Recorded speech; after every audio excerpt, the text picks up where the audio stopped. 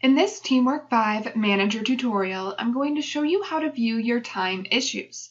To do that, go to your top menu bar and click on TeamWork. Make sure you have your enterprise or location selected, then choose Time. Go to your new top menu bar and select Review. From the drop-down menu, choose Issues.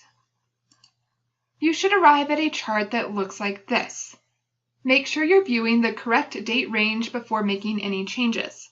Let's say instead of viewing one day, I want to view a week. I can click the arrow next to day and choose any of these date ranges. I'm going to choose week.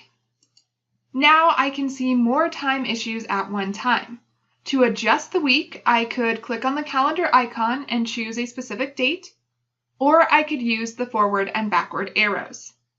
In this chart, I can see the name of the employee, the issue type, the message associated with that issue type, the issue status, any points the employee gained by having this issue, the date, when the employee clocked on, when they clocked off, when the shift started, when the shift ended, and the status.